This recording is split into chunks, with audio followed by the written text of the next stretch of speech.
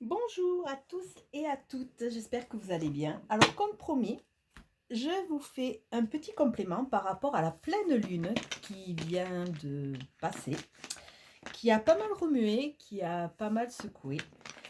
Et là, je vais faire un complément, on va commencer par les signes de feu. Alors, c'est si vous avez écouté votre guidance par rapport à votre signe, votre ascendant, voire votre signe lunaire, ça va être un petit complément qui va venir ou renforcer ou infirmer ou amener d'autres données de façon à pouvoir quelque part mieux appréhender cette fin du mois d'août. Alors on va commencer. Oups.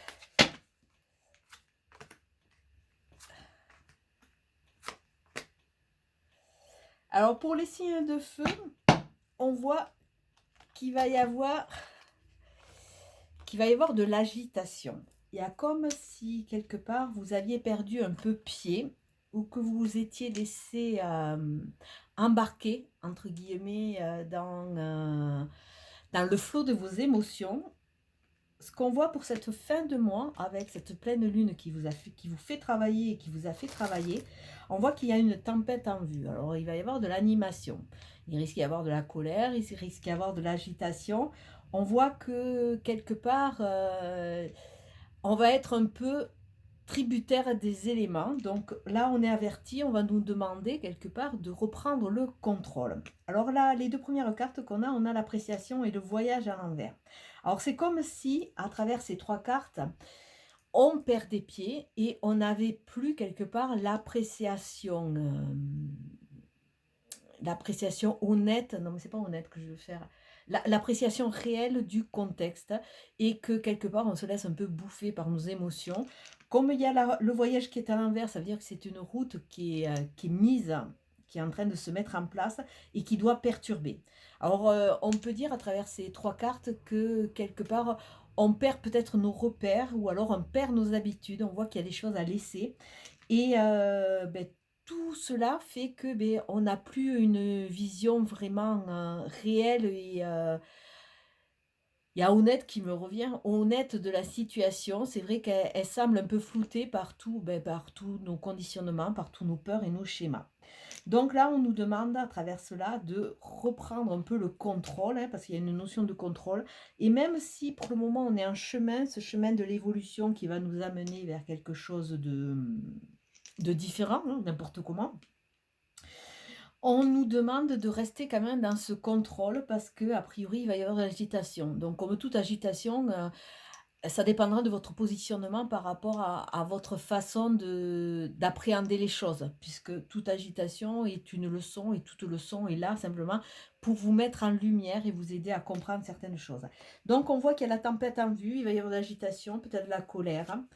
À vous de faire attention et de garder le contrôle.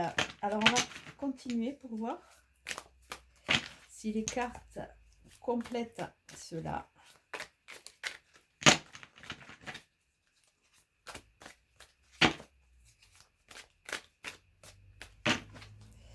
Alors, pour les signes de feu, hop, on a la reine de coupe et on a le 9 de coupe. Alors là, ces deux cartes sont très aidantes, entre guillemets, parce qu'elles vous disent, elles sont toujours au niveau des émotions. Hein.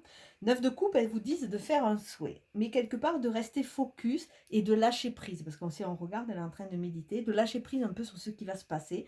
Faites un vœu. Ne soyez pas déstabilisé ou un peu perdu par rapport à ces chemins et ce champ des possibles qui est en train de s'ouvrir. Et on voit à travers la reine de coupe qu'il y a une notion, vous avez pas mal donné, il y a vraiment une notion d'accompagner. Il y a une notion de douceur. Avec cette reine de coupe, on voit vraiment que vous êtes vraiment dans le don de vous. Il y a vraiment cette particularité de soutenance. Vous avez aidé beaucoup et vous donnez facilement avec cœur. mais a priori, il y a quelque chose qui va vous déstabiliser parce qu'on voit que quelque part vous perdez un peu le contrôle. La reine de coupe est une personne qui est dans la maîtrise, hein, puisqu'elle a le contrôle. Mais là, on dirait qu'avec tout ce qui se passe, vous allez perdre le contrôle et quelque part, on dirait que vous allez perdre un peu le focus sur ce que vous voulez vraiment. Et là, on vous dit non, lâchez prise et croyez, les choses vont se mettre en place. Ne restez pas isolé et maître dans votre pays comme le roi, hein. On voit il est au niveau des émotions, mais comme il a peur, il est quand même relativement isolé. Il voit les choses de loin. Donc, c'est pas parce qu'il y a des choses à un moment qui vont vous perturber qu'il faut que vous lâchiez prise quelque part. Ces deux cartes vous encouragent à rester toujours dans ce don, dans peut-être apprendre aussi à recevoir. Il y a vraiment une notion d'humanité, on me dit. Avec le 5 d'épée, peut-être que vous êtes arrivé aussi à ce stade de vie où c'est que vous avez une certaine réussite, mais vous vous apercevez que vraiment, c'est pas cette réussite qui vous convient. Là, on voit qu'il y a 3 sorcières. Il y en a une qui semble en plein pouvoir puisqu'elle a les épées, l'autre est plutôt dans l'abattement et l'autre pleure carrément. Alors certaines victoires ou certains objectifs, des fois, ont un goût amer parce qu'on s'est un peu éloigné de ce qu'on veut vraiment. Ça nous fait penser à tous ces objectifs qui sont un peu reliés au conditionnement ou de la famille ou sociétal. Alors, on va mettre les 3 cartes. Donc, reprenez le contrôle, lâcher prise. Il y a vraiment cette notion de lâcher prise. Alors, 8 d'épée, As de pentacle, 2 de bâton, le mat et la tour. Alors, vraiment, ce jeu vient égayer quelque part et aiguiller ce qu'on a vu là jusqu'à présent. Avec le 8 d'épée, on voit que sur cette fin de mois, malgré les belles opportunités, il y a une sorte de retour en arrière et vous êtes quelque part prisonnier de vos peurs. On voit cette jeune sorcière qui est vraiment emmurée, elle est enfermée et elle est prisonnière. Elle est prisonnière et quelque part, ses peurs font qu'elle ne voit pas vraiment les choses objectivement. Là, il y a une notion de repli. Donc, vous allez finir ce mois avec cette notion de repli. Alors, ce qui va être axé au niveau de votre âme. Qu'est-ce qu'on vous dit au niveau de votre âme? Parce que vous savez qu'on est tous sur Terre pour un chemin de notre âme, hein, qui vient là pour travailler. Et là, elle vous encourage à reprendre quelque part le pouvoir. Elle vous dit tout va bien. Lâchez les doutes, lâchez les peurs, tout va bien. Il y a des choses qui vont se mettre en place parce que vous avez ce potentiel. Même si ce nouveau chemin de vie vous a fait perdre quelque part l'appréciation de la réalité. Il y a une notion qui est comme floutée. Mais là, on vous dit tout va bien. Alors, au niveau de tout ce qui est au niveau de la Terre, on voit que il y a une notion d'hésitation. Alors là, c'est ce qui vient renforcer un peu ou la coupe ou le premier jeu. On hésite, on est un peu perdu, on a un choix entre nous et il y a vraiment cette notion de... Il y a toujours cette notion où aller de l'avant et partir dans un chemin inconnu ou alors rester dans ces vieux schémas. Et là, il y a vraiment au niveau du terrien, il y a vraiment cette notion, on hésite entre deux solutions. On hésite, on est en train d'étudier et il y a toujours, dans ces hésitations, automatiquement, il y a toujours cet esprit qui vient là, qui vient nous titiller. Et nos peurs se remettent en place et elles nous enferment, elles seules, dans notre propre cachot quelque part. Pourtant, on voit qu'à un moment donné, vous avez décidé de partir à l'aventure. Léger, vous avez décidé de tout lâcher quelque part pour partir un peu à l'aventure.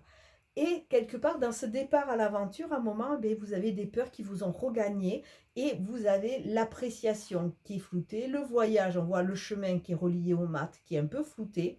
Et quelque part, il y a vraiment ces torsions un peu à l'intérieur avec ces bourrasques devant. Et ces doutes qui se sont mis en place. Donc, n'ayez crainte, n'ayez crainte. Faites taire un peu cet esprit et cet ego qui est là. Et sachez que n'importe comment, vous allez aller vers une reconstruction de nouvelles fondations.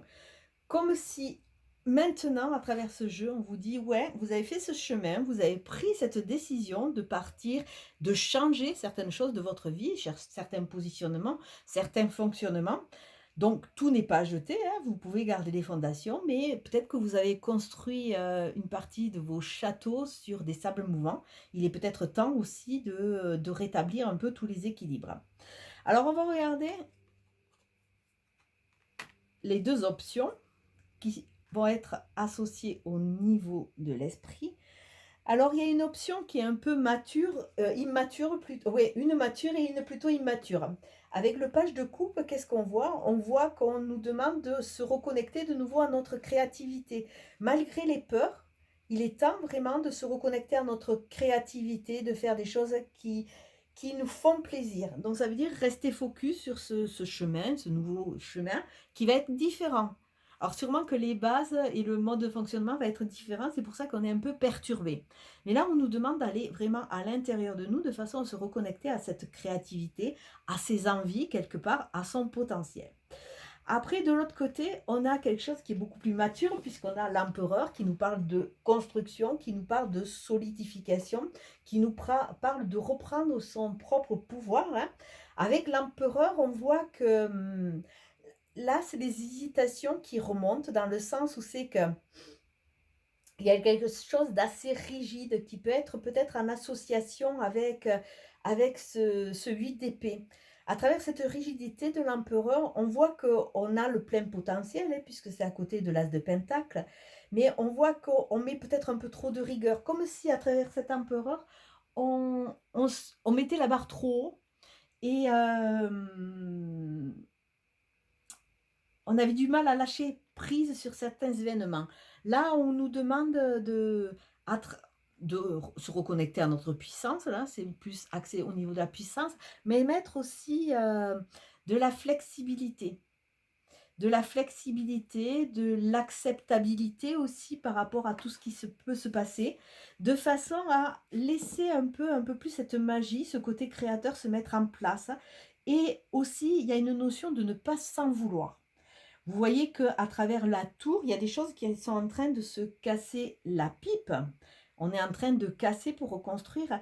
Et avec l'empereur qui a aussi son autre côté, qui est un côté plutôt noir et dans l'autoritarisme, on nous dit de ne pas s'en vouloir.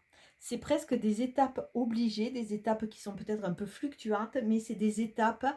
Et, euh, et ça fait vraiment redondance à cette tasse de denier qui nous dit qu'on a notre propre pouvoir. Mais là, il faut mettre un peu plus de flexibilité. Alors, comme il y a quand même une carte, je ne sais pas avec quoi je vais l'associer, je suis en train de me demander. Allez, on va faire avec... je vais l'associer avec... je crois que des miroirs. Pour chaque signe. Bon, ça c'est un tirage général pour tous les signes de feu.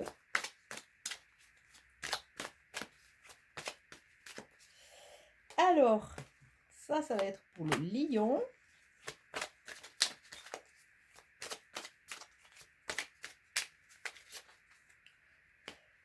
Sagittaire et Bélier. Alors pour le lion, en complément de ce tirage, nous avons quoi? La distance. Là, il y a vraiment pour le lion, il y a une notion de se déplacer, de faire de la distance. Peut-être que votre but est loin, peut-être que vous êtes loin de votre but. On vous demande d'amorcer quelque part ce changement, d'amorcer, de sortir d'une période statique de façon à vous déplacer. Alors la distance, peut-être que vos réponses ou quelque part l'endroit où c'est que vous allez vous épanouir n'est pas vraiment dans votre région. Il y a peut-être une distance à faire, mais avec cette distance, on nous parle de mouvement. Donc le lion, on lui demande de bouger parce qu'il est peut-être un peu sclérosé, il est trop dans ses pensées. On a vu le Sagittaire au milieu. Le Sagittaire a le miroir magique, dont le miroir magique protège le Sagittaire. Même si vous passez par des tumultes, si vous êtes en pleine tsunami ou ouragan, vous êtes protégé. Et on finit par le bélier. Le bélier, il y a le temps à l'envers. Donc le temps à l'envers nous dit que ça va aller plus vite que prévu. Donc peut-être que les événements vont être accélérés, mais on peut plus se cacher derrière le temps en disant: «Oui, j'ai le temps de faire, j'ai le temps de maturer, j'ai le temps de réfléchir». Non, le temps, quelque part, il va être votre allié parce qu'il va mettre les choses beaucoup plus en place et beaucoup plus rapidement que ce que vous croyez.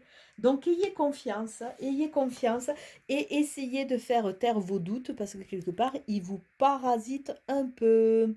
Donc je vous souhaite une bonne fin de journée. Je vous dis à très bientôt. Ciao, ciao.